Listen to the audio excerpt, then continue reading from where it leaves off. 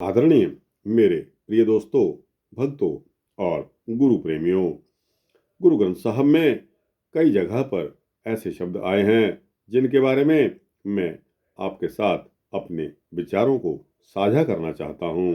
दोस्तों, शब्द आया है मन, आवागमन, परमात्मा, लोक, माया और इसी तरह ज्ञान और अहंकार शब्द आए हैं। तो दोस्तों, इन शब्दों के शाब्दिक अर्थ के साथ साथ इनकी थोड़ी सी व्याख्या आपके समक्ष करता हूँ। इसी तरह धर्म, दोस्तों, कई लोग धर्म को हमारे से अलग लेते हैं। सिखों को हिंदू धर्म से अलग दिखाया जाता है, लेकिन वास्तव में आज भी कुछ परिवार ऐसे हैं जो कि हिंदुओं से ही सिखों को बनाया गया है और आज भी यह रीति चल रही है कि अमुक परिवार के एक सदस्य को सिख बनाना जरूरी है। तो दोस्तों, जब अमुक परिवार से, हिंदू परिवार से ही वह सिख बने तो सिख कहाँ से आए? हिंदुओं से ही तो आए। यह एक राजनीति का विषय बन गया है जिसकी तरफ हमको कोई ध्यान नहीं देना है। दोस्तों, धर्म, साहब श्री गुरु ग्रंथ साहब में धर्म को परंपरागत संकुचित रूप से बाहर निकालकर एक व्यापक रूप प्रदान किया गया है। धर्म की परिभाषा साहब श्री गुरु अर्जन देव जी ने कुछ इस प्रकार दी है। सर्वधर्म महिश्रेष्ठ धर्म, हरि को नाम जप निर्मल करम। कितनी सुंदर बात कही है। कहाँ राजनीति झलकती है, कहाँ अलग धर्म होता है। दोस्तों, हरि का नाम जपना और कार्य व्यवहार में हमेशा नेक कर्म करना ही सर्वश्रेष्ठ धर्म है। इस दृष्टिकोण से साहब श्री गुरु ग्रंथ साहब में मुख्य रूप से 3 धर्म स्वीकार किए गए हैं: सच, संतोष और ज्ञान। इस पवित्र ग्रंथ के वाणीकारों ने सिर्फ एक सत्य धर्म पर दृढ़ता से अमल करने का आदेश दिया है। क्योंकि सच का पालन करने से ही प्रभु की प्राप्ति हो सकती है। इसमें कोई झूठ का कोई पसारा नहीं है। केवल सत्य को अपनाने वाला स्वयं नाम जपते हुए दूसरों को नेक राह चलने के लिए प्रेरित कर सकता है। जिस दे अंदर सच है सो सच्चा नाम मुख सच अलाए। ओहो हरि मार्ग आप चलदा, होर नानो हरि मार्ग पाए। यह पंक्ति गुरु ग्रंथ साहब के पन्ना नंबर 1188 पर आई है। दूसरा मुख्य धर्म संतोष कहलाता है, जिसे अपनाने से आध्यात्म मार्ग की सबसे बड़ी रुकावट ममता का अंत हो जाता है। अंत में मन में संतोष आ जाने से काम, क्रोध, लोभ, मद, मोह, अहंकार नामक विकारों का नाश हो जाता है और प्राणी ईश्वर की भक्ति में तल्लीन हो जाता है। संतोष चंचल मन को काबू में रखने का प्रमुख साधन है। सत संतोख सदा सच पलै, सच बोले फिर भाए। गुरु ग्रंथ साहब में यह पंक्ति पन्ना नंबर 764 पर आई है। धर्म का तीसरा दर्जा गुरु ग्रंथ साहब में ज्ञान को दिया गया है। ज्ञान गुरु से प्राप्त होता है। यह एक ऐसा अंजन है जो ज्योति को इतना दिव्य बना देता है कि प्राणी अपने भीतर ही ईश्वर का दर्शन करने में समर्थ हो जाता है। उसके मन से अज्ञान रूपी अंधेरा मिट जाता है। ज्ञान अंजन गुर दिया, अज्ञान अंधेर विनाश। हर कृपा ते संत भेटिया, नानक मन परगास। यह पंक्ति गुरु ग्रंथ साहब के पन्ना नंबर 293 पर आई है। अब दोस्तों, बात करते हैं मन की। मन चंचल होता है, यह किसी से छुपा नहीं है। गुरु ग्रंथ साहब में एक ओर तो मन को खोटा, अविश्वसनीय और मस्त हाथी आदि कहकर उसके दुर्गुणों की चर्चा की गई है।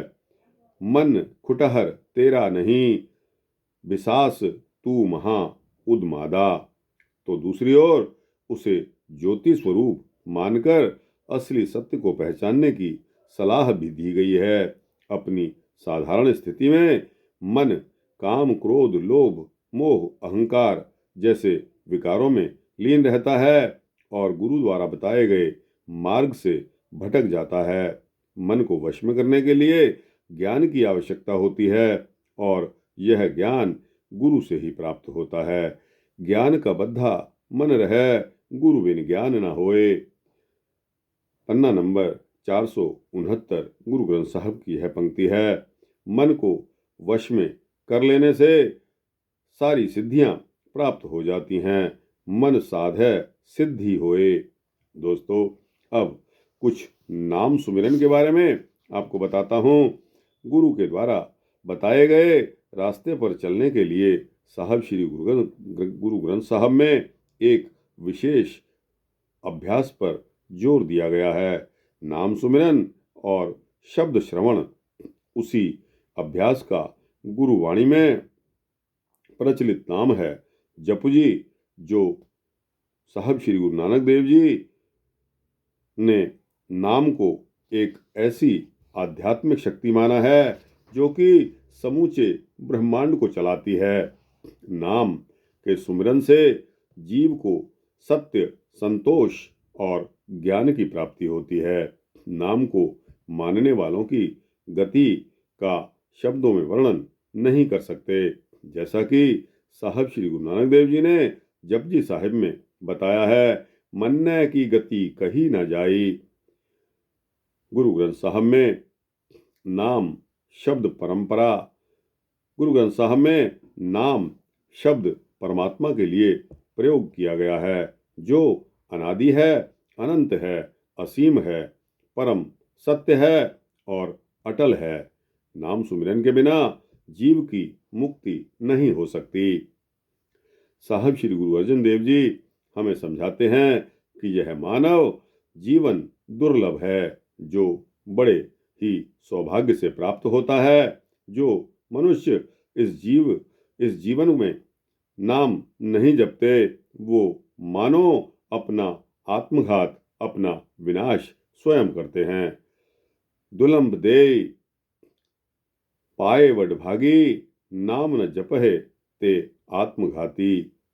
दुर्लभ देह पाई वडभागी, नाम न जपहे ते आत्मघाती।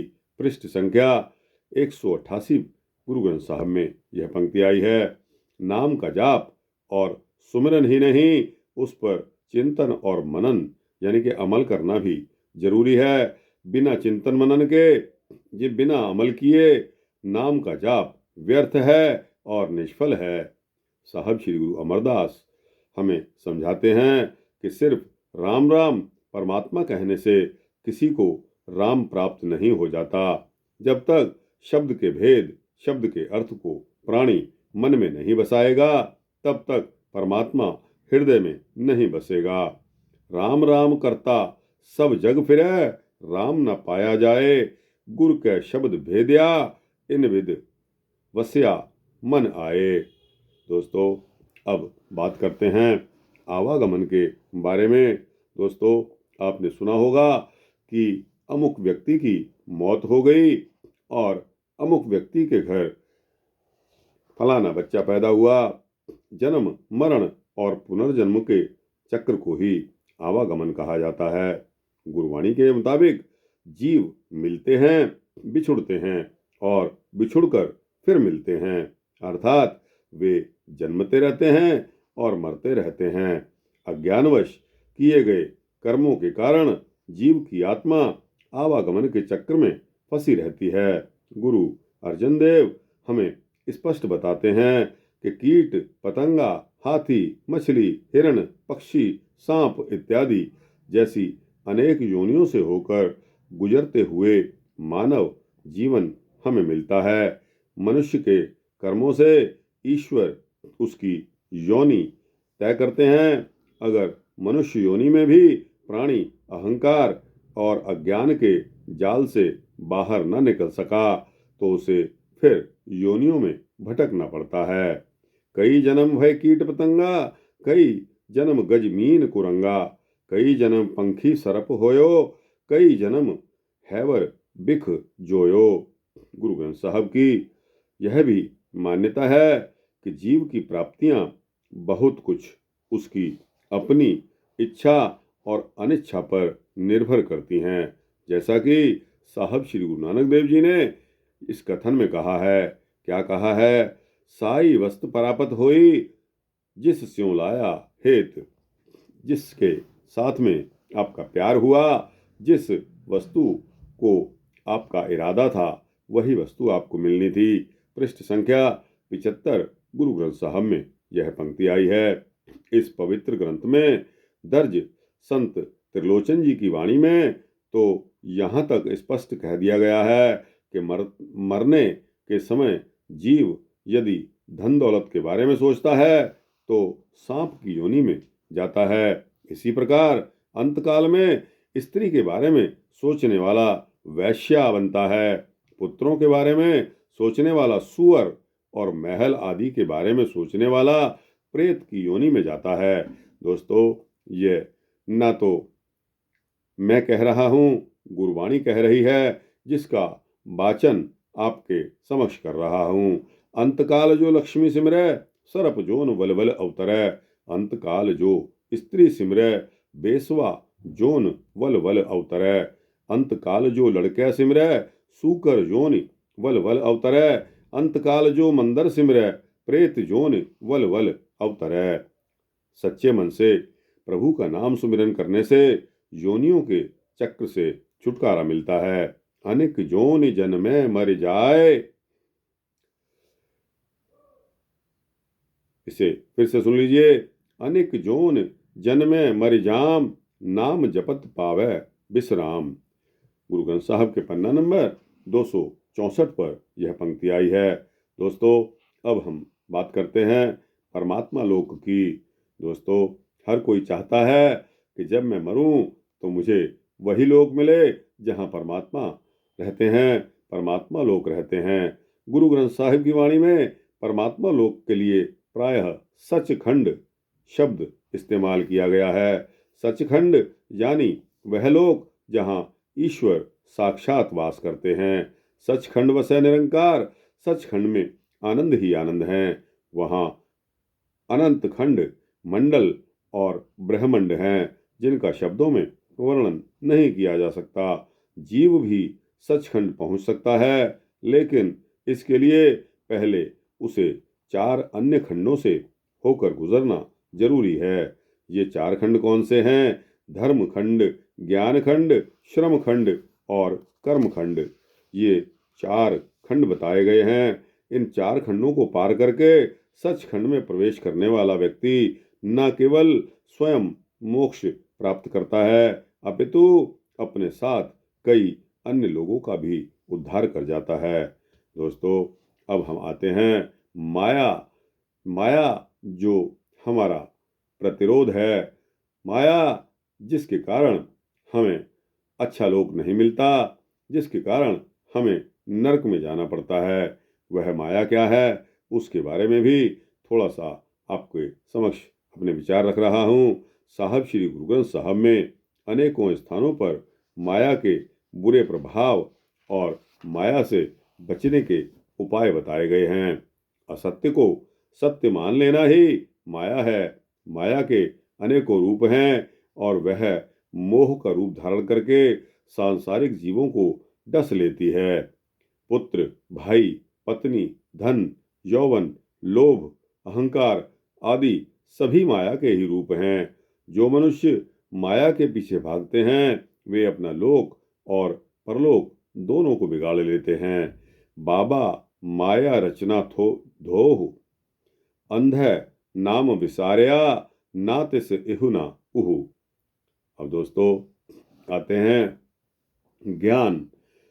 ज्ञान से अंधेरा दूर होता है।